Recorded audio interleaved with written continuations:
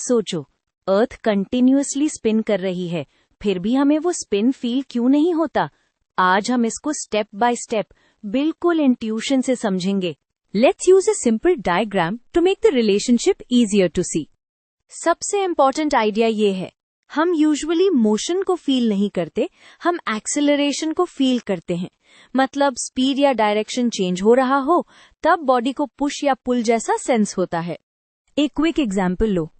अगर car smooth constant speed से जा रही हो, अंदर बैठ के लगता है सब नॉर्मल है, लेकिन जैसे ही कार ब्रेक लगाती है या टर्न लेती है, तुरंत फील होता है, क्योंकि अब स्पीड या डायरेक्शन चेंज हो रही है।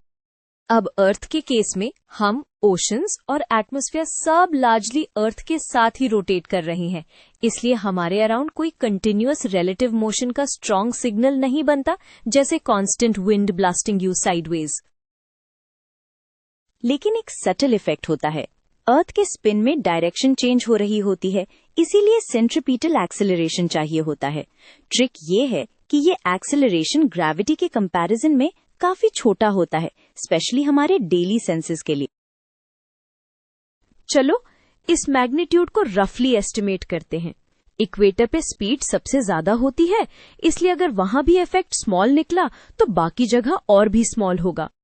अब कंपेयर करो, ग्रेविटी अराउंड 9.8 मीटर्स पर सेकेंड स्क्वायर्ड होती है और रोटेशन का इफेक्ट सिर्फ कुछ हंड्रेड्स है, तो ये ग्रेविटी का लगभग फ्यू टेंस ऑफ अ % बनता है।